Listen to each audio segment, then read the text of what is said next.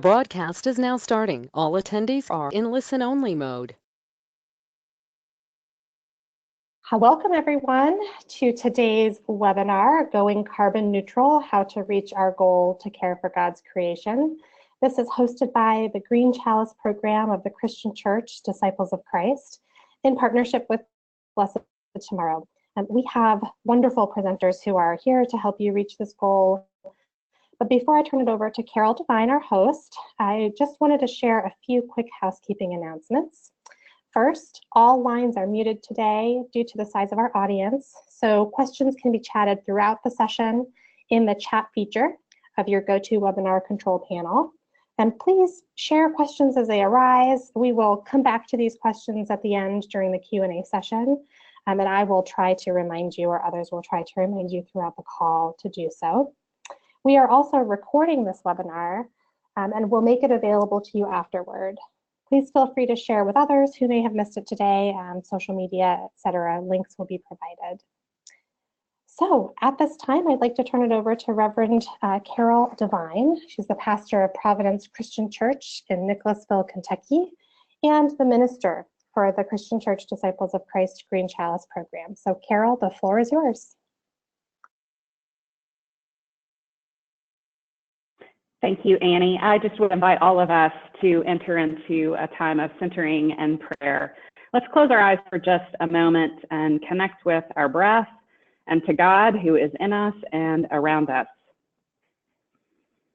Holy God, we gather today from different places and different time zones with histories. We have different feelings today. Some of us joy and allergy, and some of us are distressed and very tired. We have differences, and yet we are more similar, more connected, more related than we are different. We have compassion and love for each other, for our neighbors, near and far, and for your good earth, God, on which all life depends. And so we pray your blessings on our time together today. May all of our learnings and teachings reflect you and us and reflect afterwards in our actions. In Christ's name we pray. Amen. So here is our agenda for the day, for the hour that we're going to be spending together. We will be just moving through, there we go. Our goal will be that we come away today with a basic understanding of what carbon neutrality is, why we are called as God's people to work toward it, and some steps as to how we will achieve that. Learn about new tools, one from Interfaith Power and Life that is being released soon, and an opportunity for anyone on this webinar to participate. We will hear about a great tool that is offered by Blessed Tomorrow and a training certificate that they offer. And we will learn about the great work of Creation Justice Ministries and how we can connect with them and support them. And we will have a time, as Annie said at the end, to answer any questions that you have, but I also just want to lift up that all of us who are on the call today are available by email if other questions come up or if you have questions that aren't answered in our time together today. So I am Carol Devine. I'm the Green Chalice minister. I reside in Lexington, Kentucky, but today I am in Black Mountain, North Carolina at Christ Mount Retreat and Conference Center with Reverend Scott Hardin-Mary, our other Green Chalice minister. And we are privileged to have a panel of experts with us today, and you are privileged to be with them as well. Sarah Hollis is with us from Interfaith Power and Light, and she finds herself in Montana today.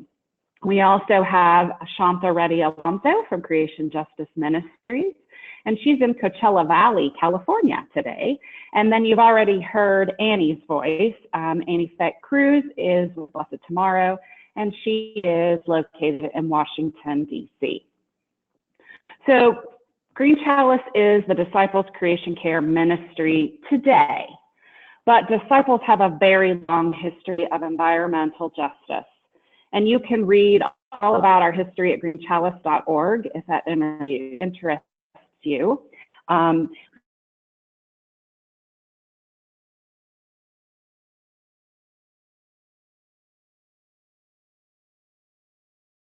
a small picture of it on the screen, calling all disciples to go carbon neutral by 2030. That resolution is also found on our website if you would like to look through it. There's also great resources on it. In addition, our leadership through our General Minister and President, Reverend Terry Hord Owens, and the President of Disciples Home Missions, Reverend Sotelo Long, both guide and support our efforts to live out our faith as disciples of Christ by responding to the climate crisis. We want every disciples congregation to be able to join the Green Chalice movement by starting wherever you are. All it takes to get started is to have a creation care team at your congregation or ministry that signs the Green Chalice Covenant, again found on our website, and makes 3 changes that helps you walk more gently on the earth and therefore helps you lower your carbon footprint. And so now I'm going to turn it over to Scott Hardin-Neary to help us better understand what it means to go carbon neutral. Thank you. As we know, there's been a lot of work done on carbon neutrality and creation care in many different sectors. And we are seeing more and more that faith communities are stepping into this work. Gus Speth, an author and advisor to around climate change, said this: "I used to think that the top environmental problems were biodiversity loss, ecosystem collapse, and climate change. I thought that 30 years of good science could address these problems, but I was wrong. The top environmental problems are selfishness, greed, and apathy. And to deal with these, we need a cultural and spiritual transformation. We scientists don't know how to do that." While scientists may or may not know how to do that, that is the role of church, to be a part of cultural and spiritual transformation. And we see this carbon neutrality as a way to engage in justice and to care about our finances and to care about the environment and to care for all of creation. We're seeking resilience for our congregations and for our neighborhoods, and we're looking forward to sharing this with you.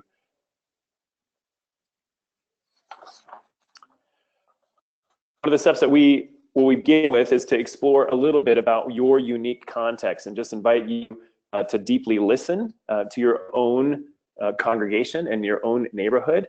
As you begin to look at carbon neutrality and the different ways that you can engage in creation care, we trust that you can most effectively do this by listening to your unique way of doing this work. Next slide.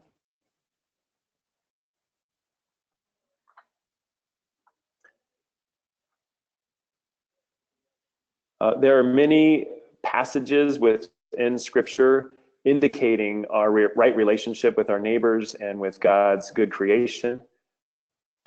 Many of you on this call have already explored those and know those. The 2 that seem distinct to me as we begin to look at our unique manifestation of our call to this action are regarding the many parts, one body. And these are 2 examples from the New Testament reminding the early church that we have a variety of gifts, but the same spirit in which we might act to bring the good news in the world.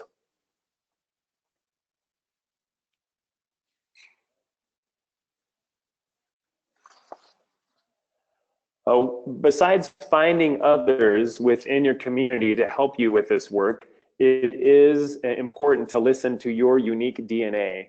As I was sharing some of this work with others, I encountered a Presbyterian layperson who was talking about recycling in her congregation, and she shared that for a year and a half she had set out recycling bins, one blue and one brown, and she had pictures of what to put in each of the receptacles. She stood by during most of the fellowship hour to suggest that these right things would go in the right bins, but at the end of every fellowship hour, for many Sundays, she would end up resorting the recycling bins. She described her discouragement and that she had decided that she was considering not going back to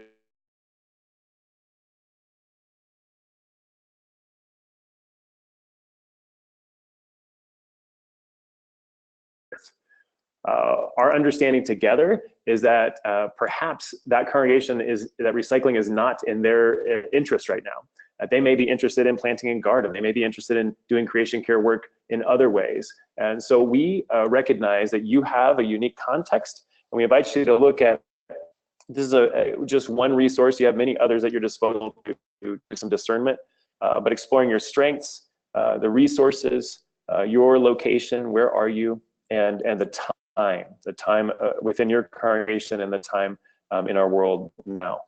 Obviously, we believe that while we seek to be deeply prayerful about this, that there is a great urgency in moving forward with the gifts that we have in this moment, not waiting for a 5-year plan to come together, but that the urgency is now. Thank you for carbon neutrality. When we talk about carbon neutrality, I imagine a seesaw. And if you put all of the carbon that your congregation emits on one side of that seesaw, that could be through energy usage, it could be through the food that you're eating, or through the transportation. Ideally, if you piled up all on one side, you would have on the other side, you would be able to draw down or offset or sequester carbon of an equal amount. So then that the carbon on one side would be balanced with the carbon that you're taking out of the atmosphere. Carbon is not an enemy. Carbon is vital to all of life on Earth. It is just displaced up in the atmosphere, and we need carbon to be home with us in the Earth. And so we're trying to figure out different ways to either eliminate our emissions or lower our emissions of carbon, or to draw it out of the atmosphere into the soil and into to plants and other things. So we're going to talk about different ways to sequester and offset that. Project Drawdown is a book that is incredibly helpful to look at primarily solutions to drawing climate out of the atmosphere. The top 10 you can see them on the far right there. We're starting with refrigeration being the largest way of contributing to sequestration of carbon. A few other surprises might be that food waste is one of the greatest contributors to carbon emissions. The education of girls and equity for women are places where we see a great potential for climate action.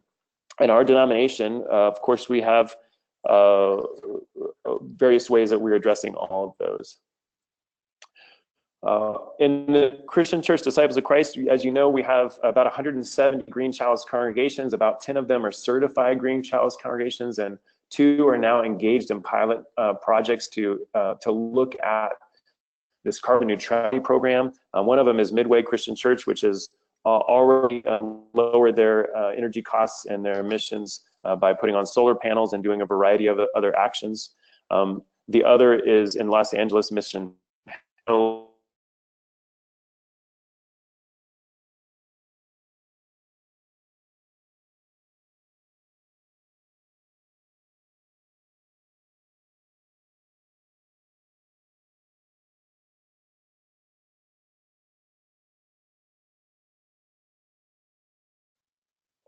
Can switch.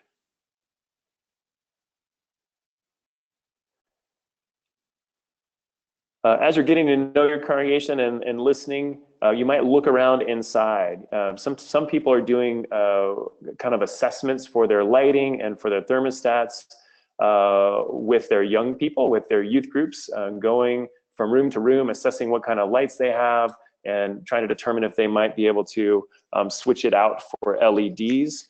They're looking at different cracks and crevices that are letting hot air in or cold air out, depending on the season. And they are looking at just simple, fast solutions to changing out their light bulbs and other kinds of fast ways. Another low-hanging fruit are adding vegetable options to your potlucks. Encouraging a plant-rich diet. We've heard from congregations that not only is that allowing for a more carbon neutral footprint, but also it is increasing the health of their congregations and looking for locally sourced foods, having less waste. And some of you are already participating with community gardens or have a garden on on your property, and that it allows for lower carbon, and that you're not distributing or bringing in food from other places far away for those transportation choices. One illustration that I love is from Heber Brown, a pastor, and he is with the Black Church Food Security Network, and does wonderful work looking at food deserts in Baltimore and connecting those organizations with Black farmers in the surrounding areas and building a network of equity and food systems. Another is to look at your plant.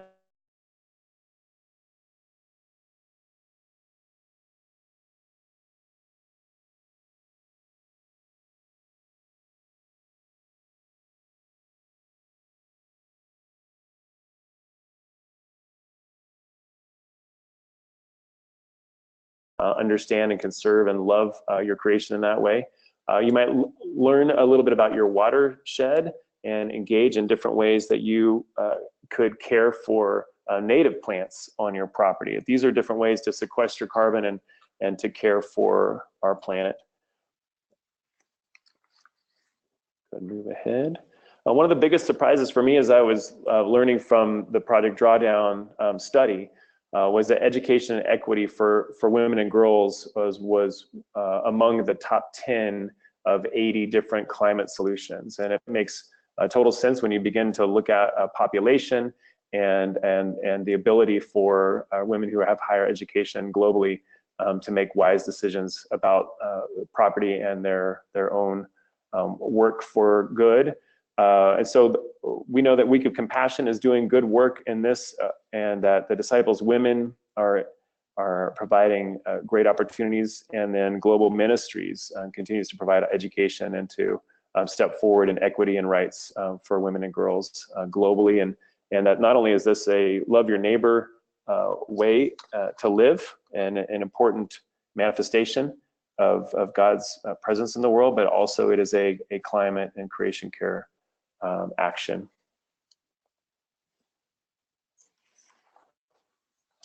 Another low-hanging fruit is transportation. Some of you will have bike racks on your property. Others might have a walk to church or bike to church or use public transit to church Sunday. You might look at together public transportation in your community, which is another equity issue as well as a environmental issue. Take a look at your church vans. If you have vehicles that your congregation has, how are they utilizing the best use of their tires and tune-up and those sorts of things. Recently, the New York Times had an article that said a 10% cut in driving nationally would be roughly 110 million tons of carbon dioxide saved. It's the same as taking 28 coal-fired plants offline for a year. So our transportation is a huge way that we might lower our impact on the environment. We'll move now to the roadmap towards carbon neutrality, and we're grateful for Blessed Tomorrow and the work that they continue to do on this, not just with faith communities, but many other sectors as well. We're going to look at these three particular areas: good stewardship, which is mitigation, and which is stopping our carbon emissions or trying to slow down the climate challenges. Creating refuge, which is adaptation or allowing for communities to adapt to the changing patterns that we're seeing, and then bearing witness or telling our story as people of faith. How do we advocate for the future of our planet and for a healthy climate? And through all those three things, we recognize we have a real unique role that is beyond these three, that is to continue to build compassion for all the people that are experiencing suffering right now.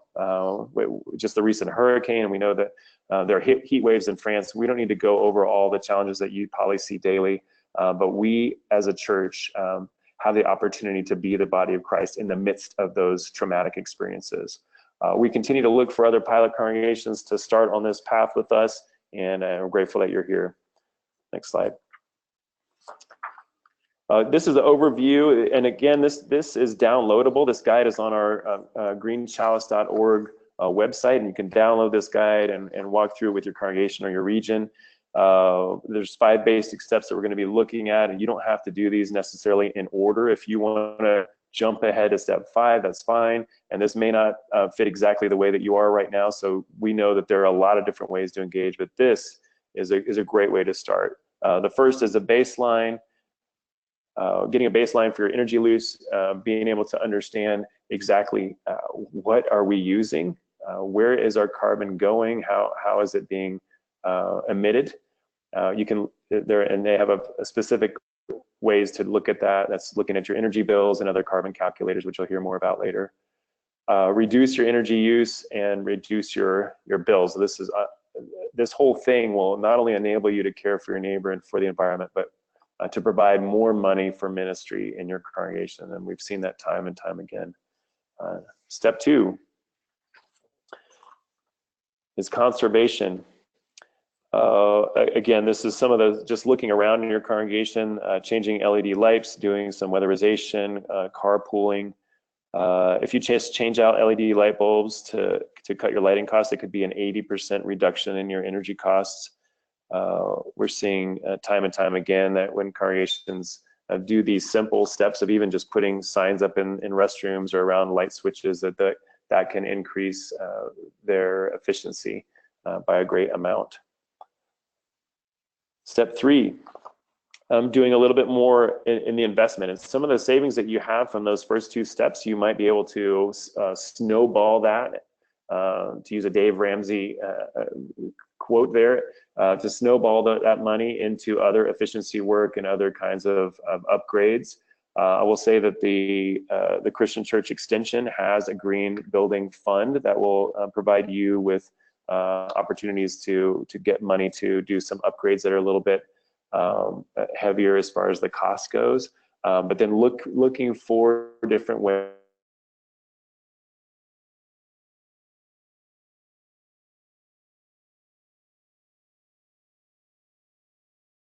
to really step forward and to lower your emissions. Step 4, renewables. This will allow, like First Christian Black Mountain, just literally down the street from here, they've been receiving from the sun about 90 to 100% of their energy throughout the summer. So their carbon emissions from electric use is almost zero. So beginning to consider that. Solar and wind, Arcadia Power, we're looking into that more, and some of you may have opportunity to invest in Arcadia Power.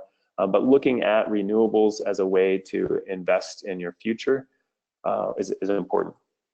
Step 5, carbon offsets. And so again, this is what would help. Like even with solar panels and energy efficiency, we will still emit carbon. There will still be something that we're unable to because we exist on the earth. There are things that we cannot help. And so offsets are a way for us to pay it forward, if you will, to try to engage other communities in that. One way is to plant trees, because we know that trees are a really incredible source of sequestration or drawing carbon out of the atmosphere. You can do that through the Cool Effect program. I would also say that I had the opportunity to serve with community carbon trees in Costa Rica, and they're planting trees with local farmers and have an incredible program there, looking at planting trees that never lose their leaves. They are constantly pulling carbon out of the atmosphere. Another locally is that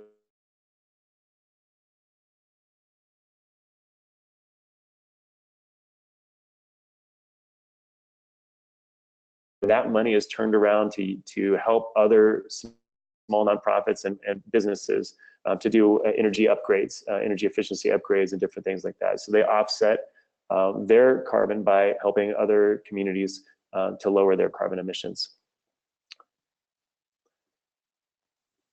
I'm grateful to have Sarah with us from Interfaith Power and Light, and she's going to walk through the Cool Congregations. Cool. Great. Thank you, Scott. It's a pleasure to be on this webinar and share information about Interfaith Power and Light's new Cool Congregations calculators. All of you listening on this webinar are the first to get an advanced sneak peek at the new tools today. And the reason you're getting this exciting preview is because IPL is partnering with Disciples of Christ to identify congregations to beta test these tools before they are released to the public. And these tools are an integral part of Interfaith Power and Light's Cool Congregations program, which is to help congregations reduce their carbon emissions. And we use the first version of this tool as an Excel spreadsheet to help our pilot congregations household members back in 2006 reduce their emissions by an average of 10%, saving an average of about $200 per household. And since then, the various versions of this calculator has helped congregations and their member households nationwide reduce their carbon emissions. There's two calculators, one to measure the carbon footprint of congregational facilities. That's the one you see on your screen. And a little later, I'll show you the one for your members to use to measure their household footprint. The calculators are smart tools. That means when you open the calculator, it gives you the average footprint of a congregation or household the same size in your particular area of the country. And as you enter your own data, you refine the footprint for a snapshot of your own congregation. And then you can see how you can compare to your average neighbor. And the SMART features are determined by expert research by the scientists at the University of California working with the Cool Climate Network to design these tools. If you've tried the EPA Portfolio Manager tool to footprint your congregation and you found it too complicated, you'll probably find the Cool Congregations calculator for your congregational facility to be just right. That's the one that you're looking at now. We encourage users to measure their congregational facilities' carbon footprint to establish this benchmark or before snapshot, and then take steps to reduce or cut the carbon in your congregation. IPL has many resources to help with that. And then once the measures are implemented and you're saving energy and saving money, come back to the calculator and measure again to see your after snapshot. And then you can celebrate success by getting certified as a cool congregation through the IPL program. 10% or more reduction qualifies, or get yourself certified as a Green Chalice congregation. So with this, I'm still on the same slide, thank you. So with the congregational facility calculator, we measure the emissions associated with the facility. That's the amount of fuel used to heat, cool, and power your buildings, plus water, waste, and recycling. That's the first bar on the graph. Transportation, we measure the staff work-related miles and travel by congregants to worship. And with food, we measure the frequency of various types of animal products, grain, produce, and drinks that are served at congregational meals each week. And then we measure goods and services, and we measure that in the dollars spent on printing, supplies, maintenance, and everything else you purchase. For every dollar you spend, there are implied carbon emissions. And then your congregation's footprint results are displayed in that bar graph on the right that changes in real time as you refine the data. And IPL asks you to log in and create an account to use the tool so that you can save your data and print it, and then see your yearly report in that upper right-hand tab. And then you can return to the tool the next time you decide to footprint yourself, maybe the following year, and measure again, and it will show you your progress in the emissions history tab up there on the right above the graph. And you can buy informal offsets through IPL's Carbon Covenant programs that plant and protect trees through faith-based programs in Ghana, Cambodia, Tanzania, and Cameroon. That's the Buy Offsets tab above the graph. So if we go to the next slide now, this is the household calculator slide. Again, it's in testing mode, although it's nearing the end of the testing mode, and it's in the final stages. It operates in the same manner and measures the same categories as the congregational facility calculator, with the additional flexibility of selecting simple or advanced, and a handy slider bar to answer the questions, and then a take action tab with over 30 suggested actions you can take to reduce your emissions. Next slide.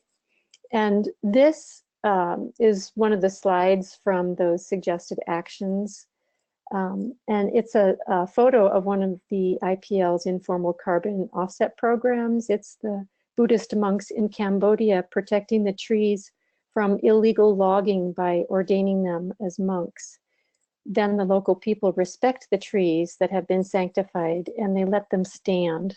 I just thought it would be interesting for you to see an example of what a carbon offset might look like on the ground. And the next slide. We still need a few congregations to be part of this select group of beta testers of the congregational calculator. Oops, I think that this is not my slide. I thought there was a contact slide for me. We included your information, Sarah, in the bottom of each slide. So it's right there in the green. Let's leave it right there so people can see that contact information. So if you think you're interested in being one of these select few congregations to beta test this new tool, please contact me at programs@interfaithpowerandlight.org. The best candidates are those who have already benchmarked their congregation's energy use with other tools in the past, so that you've already gathered some of the information, or perhaps you're just willing to gather the data. That would make you a good candidate also. We hope to start beta testing by September 16th and by October 1st. So thank you. I'll turn it over to Annie now to explain more about carbon offsets. Great, thanks, Sarah. And I know we at Blessed Tomorrow are really excited to share the Cool Congregations calculator tool with our networks when this launches formally. So very exciting. So I think, as Scott mentioned, both in reference to the Blessed Tomorrow Moving Forward guide, we are intentionally creating this roadmap to 100% clean energy that it's simple, it's easy to understand, it demonstrates a path towards success with some concrete examples of how to reach that goal by 2030. And again, we know that not all of the steps can be done or need to be done in order, but what we find when talking to folks is that it is helpful to have a path nonetheless. And we know some of these steps take time. They sometimes take years. And we also know that most steps require support and tools to accomplish them. If we recall back to the last step 5 of that roadmap, as Scott mentioned, is offsetting your remaining carbon emissions.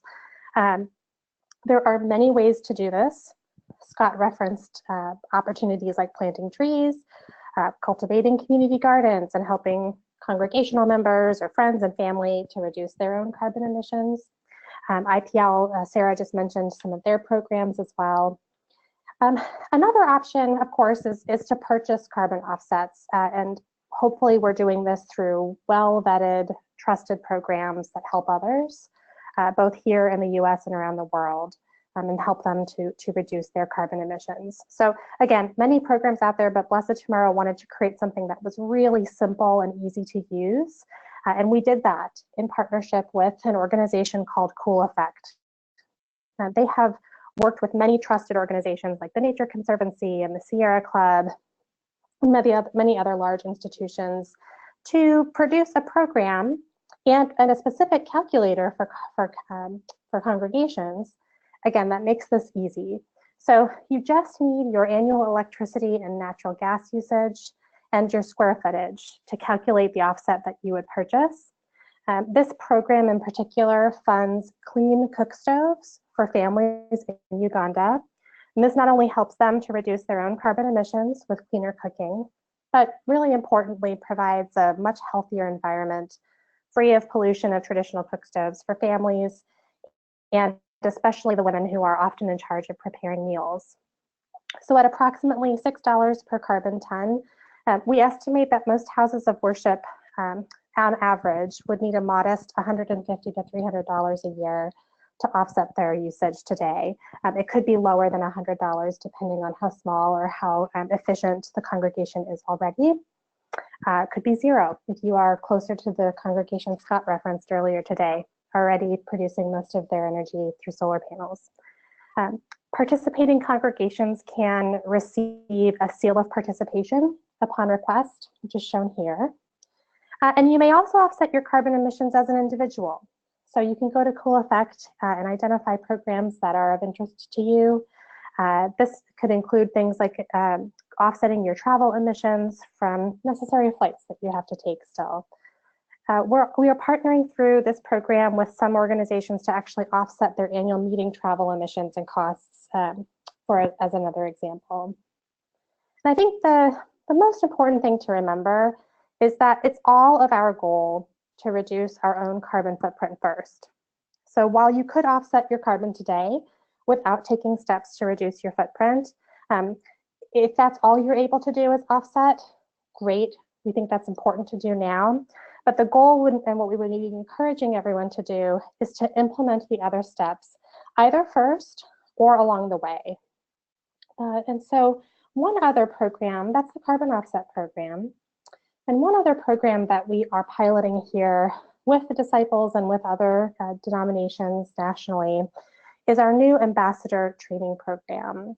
So this is a training program for people of faith to equip them with the knowledge, hands-on experience, confidence, and really resources to speak and act on climate change and solutions in their communities.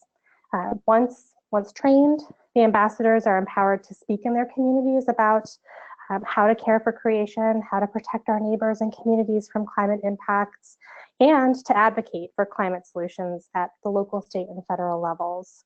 It's a 3-part training. It typically takes place in person over a 3 to 4 hour period. Upon completion, the ambassador will sign a commitment agreement to share information about faith, climate, and action in their communities at a minimum of 3 times a year. And we support ambassadors with all of the resources needed to give these talks, including the presentation, promotional materials, and we have the ambassadors join a cohort of other leaders from around the country, faith leaders, who meet virtually every quarter and receive regular newsletter updates and the latest on climate change and faith engagement. So again, we're piloting this program. The picture here is actually the first pilot we ran, which was with Disciples of Christ earlier this year, prior to the General Assembly in Iowa. So we're looking forward to rolling this out formally before the end of the year. And we encourage you to participate in future trainings if you're interested and able. So stay in touch with the Green Chalice team to learn more as we move that forward. So at this time, here's my contact information. Green Chalice is always your first line of defense, but you can reach out to me anytime, follow us on social media, sign up for our newsletter. You can get the latest, the tools that we're producing, the research we do annually, but always Scott and Carol are here to answer your questions. So at this point, I'll turn it over to Shanta from Creation Justice Ministries to talk more about how you can get involved in advocacy. Go ahead, Shanta. Hi, thanks, Annie. So the Christian Church Disciples of Christ is a co-founding member of Creation Justice Ministries, and we've talked a lot today about practical greening actions that you can take with your congregation. Through Creation Justice Ministries, I hope to assist folks on this call with building some ecumenical connections, meaning and public witness, along with the greening activities that we've discussed. Creation Justice Ministry started in 1983 under the umbrella of the National Council of Churches USA as their eco-justice program. And today, together with the Green Chalice program, Creation Justice Ministries, which is an outgrowth of the National Council of Churches eco-justice program, has been housed within Disciples Home Missions. Disciples Home Missions adopted this ecumenical ministries because of the generous ecumenical spirit of disciples. So every time I connect with disciples, I say, thank you for that ecumenical spirit and for the partnership that we have with you all through Green Chalice and your public witness ministries and DHM. Every year, if we could go to the next slide, every year Creation Justice Ministries offers Earth Day Sunday resources that we want you to find. They are available. The easiest way to remember how to find them is to check out the URL earthdaysunday.org. You can also find them in the resources section of our webpage. We have literally dozens of Christian education resources on different themes. I just displayed a few samples of examples of themes that we've got available for you. So everything from environmental health and toxics to environmental justice with Indigenous peoples, sense of place. We have covered many themes over the years, and I encourage you to draw on those resources heavily to customize your Christian education, worship resource, sermon starter, Bible study needs. They're all in there, and they're all free. Next slide, please. We also offer fact sheets, which are timely, and bulletin inserts. So one special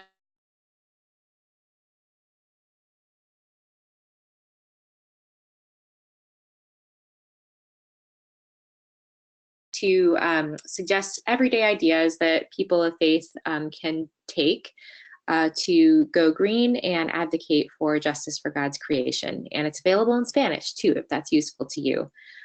Creation Justice Ministries also participates in an Interfaith roundtable that meets biweekly in Washington, D.C. to work on public policy issues and interpret some of the major studies that come out from the UN and like the Intergovernmental Panel on Climate Change, and interpret those for faith communities. From time to time, we do webinars on public policy. So when you sign up for our email list, you get access to all those things, or you can find them on our website.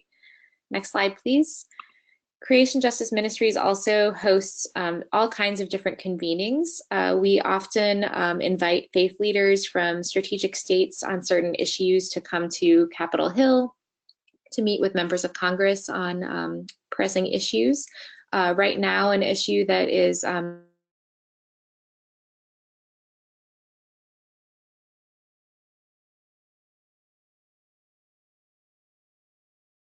do excursions to places of meaning. So a couple of years ago, we did a spiritual leaders journey to Bears Ears National Monument, where we learned about the sacred places within the monument and equipped leaders to write, speak, and preach about the importance of responding to Indigenous peoples when they tell us a place is sacred. It's our sacred responsibility to stand with them to protect those places. Next slide, please. We also have convened people in Michigan at a Healing Waters retreat. It's one example of the types of convenings we do, where we brought together frontline water justice leaders who have either lost access to safe water or accompany people who do, with people of faith who can amplify their stories and build relationships with them. We have a similar retreat coming up in Charleston, West Virginia this October. And if you have interest in participating in that, or you know someone who would, please do get in touch with me about it. So those are a couple of examples of the convenings that we do. Our board also, our board meetings themselves are ecumenical convenings. We're comprised of 38 Christian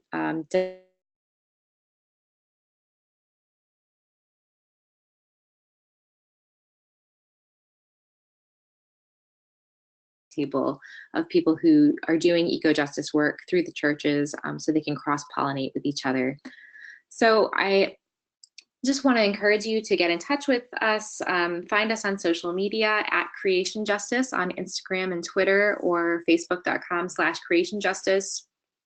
And you have the URLs also to our Action Center, which we update monthly with a timely action, which can be available for your faith community, and our resources page.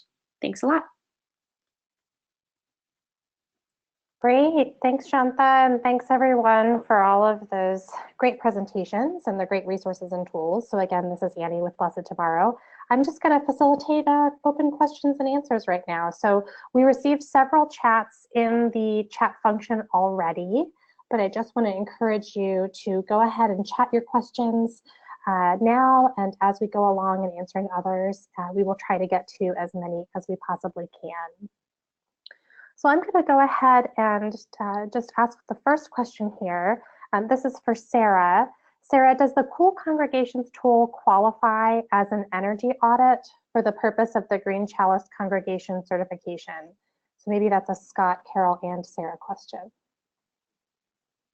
Yes, I think it might be a Scott and Carol question, because I don't know what's required to be certified as a Green Chalice congregation. It's not the same as an energy audit that you're going to get from your local utility, which is something I always recommend. Contact your local utility to get a hands-on walk through your site energy audit. Often that qualifies you for rebates and incentives to make changes to improve energy efficiency. Carol or Scott, do you have an answer about the Green Chalice certification?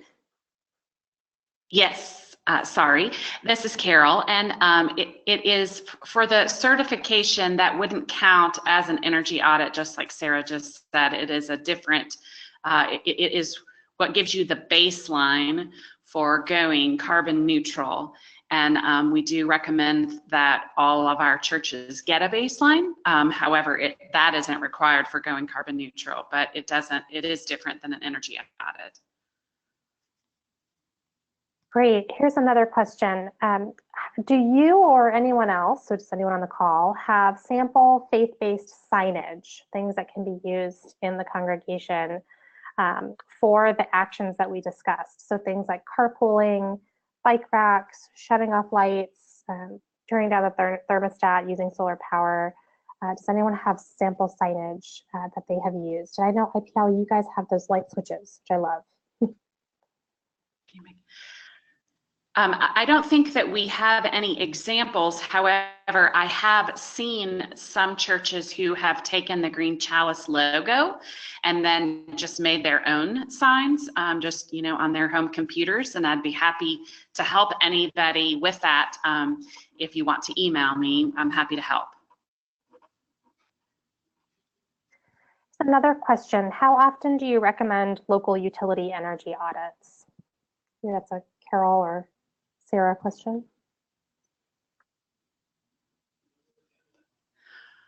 Well, I would say just getting one is really great. Now, depending on who does it, there are some that are more thorough than others, but I know that, for instance, Bridgeport and Frankfort, Kentucky got a very thorough energy audit, and from that they made a list of all of the things that they needed to do, starting with the things that were most pertinent, things that were losing the most energy and therefore money, and then working through their list over time. They made you know, an immediate kind of things that need to be done, and then long-term goals from that really great energy audit.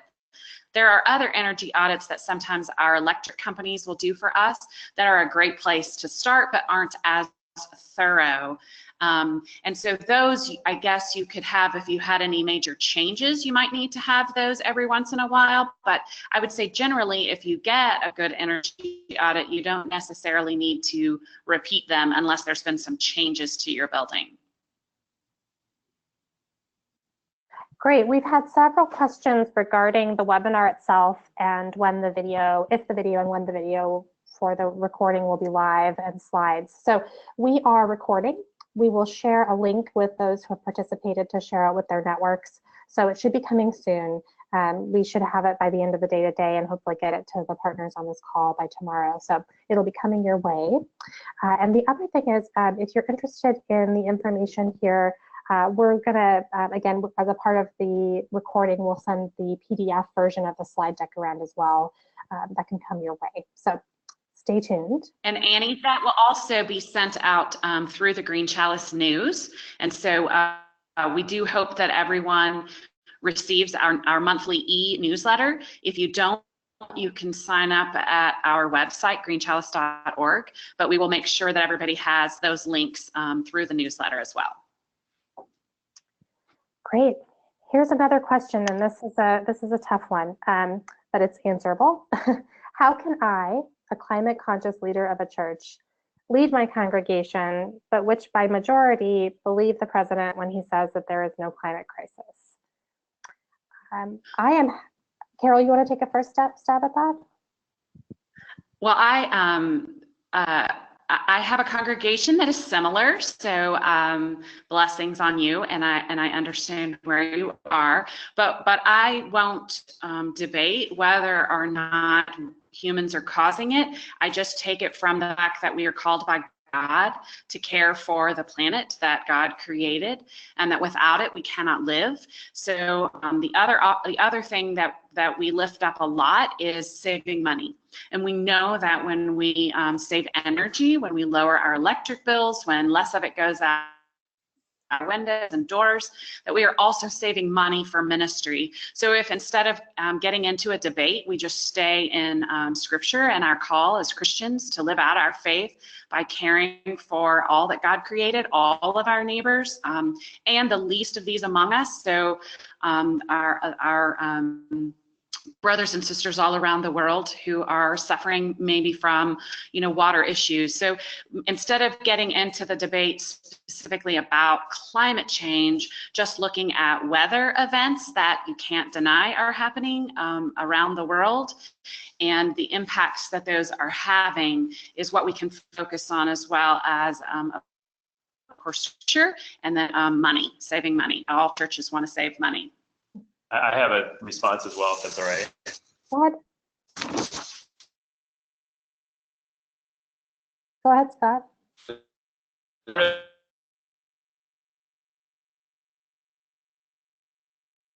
That congregations can engage in this, and recognizing that we can do a lot of these solutions without even talking about climate change. I don't think that's necessarily the best route, but you can change out, just like Carol said, change out LEDs. You can do a lot of these actions without talking about climate change. First United Methodist Church, or Piney Mountain United Methodist Church, just down the street, is about 25 people in worship. They are in a very climate. They do. So one Sunday, they piled up all of their produce from their gardens into wheelbarrows and wagons, and they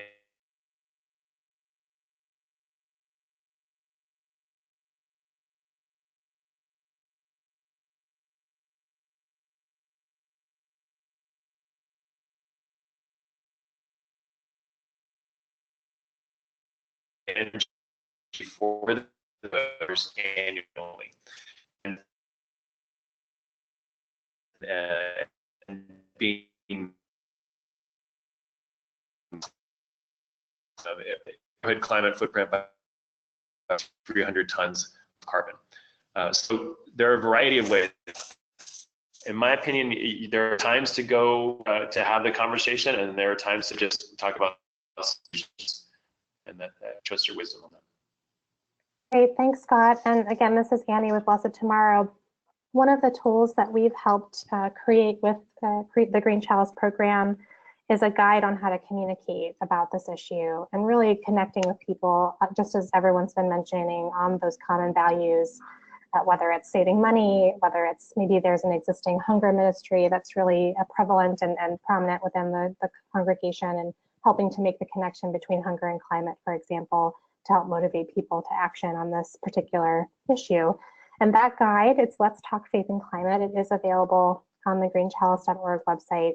And again, the Moving Forward guide that's been referenced does do some of this as well. It talks about ways to engage congregations on a variety of different levels, and really letting people start where they are, not necessarily asking someone to call their congressman tomorrow or show up at a local meeting, or purchase electric vehicles. We don't need to move to those dramatic asks or steps yet. Just starting the conversation can be the most important thing to do. So check out those tools and resources.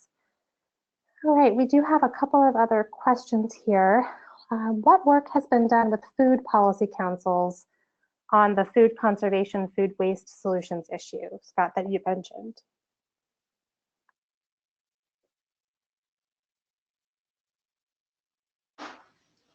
I don't think food, I think local congregations and regions probably have those kinds of answers regarding food production, transportation, and waste.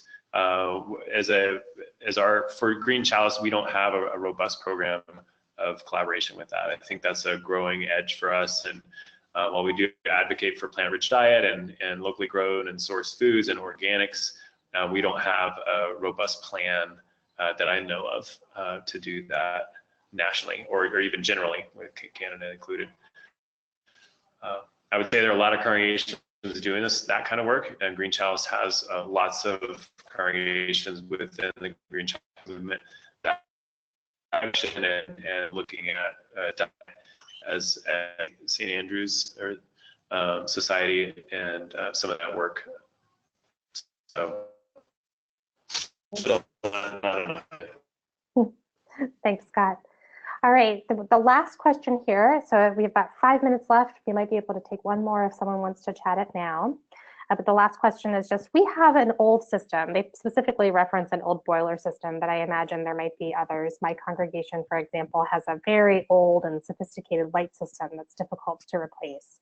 If it's hard to convert systems like this, what are the suggestions of the panel here? So I'll let others start, and if not, I can answer the question, but go ahead if anyone else wants to answer.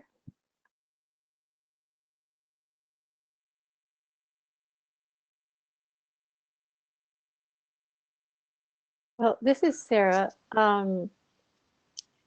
Oftentimes, if it's a complicated system that's difficult to replace yourself, you're going to need to ask for outside assistance. And so that would begin with finding if it's your electric utility or an independent auditor to come in and assess what you have. And this person would hopefully be the one who knows what you need to change to be more efficient and be able to make a recommendation with associated costs and payback, how soon you'll get a return on your investment through saved energy from your lighting system. So yeah, some of those are complicated situations and you need to bring in outside help. Often it means changing the whole fixture, not just a bulb. But still, the payback is really quick when you reduce your lighting. If you're reducing from incandescent and you're swapping out for LEDs, that can be, like Scott said, an 80% reduction or even more.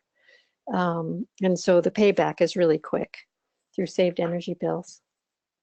Thanks so much, Sarah. And this is Annie again. I would just echo what Sarah said, and I think that the potential value of something like an energy audit to help you understand what those savings might be. Some are more sophisticated than others, as Carol mentioned, but it's sometimes possible to convince the congregation to move forward with an investment like that by being able to see what that ROI looks like in the long run. So, Scott, did you want to add anything? Just that some energy companies will provide rebates or incentives for that kind of progress within your building for appliances as well, HVAC and lighting, and also just looking at the church extension green loan or local grants. So look, there are ways to frame this as a ministry opportunity to free up finances, and this LED program that I described, that all those LED lights were given through a grant that was written for the Duke Endowment. So just kind of being creative around that are different ways to explore it. Great.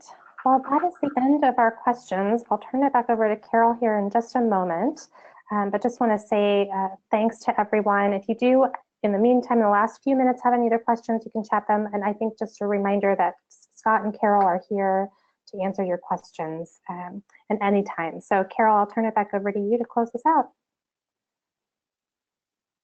Thank you, Annie, and thanks everyone who took their time to be on this call today, on this webinar today, and thanks especially to our panelists. We give great thanks for the work that you all are doing in your various spaces with your various organizations, and we at Green Chalice are just honored to walk with you in this. And so I will just give thanks to God for this time, and just would encourage all of you to stay in contact with us at Green Chalice and with all the organizations represented here today.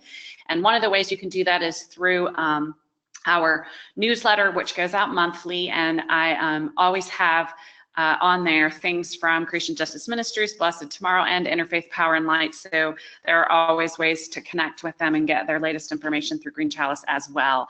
And so we give thanks for this afternoon and for your participation, and we just pray God's blessings upon you as you go about your life. Thank you.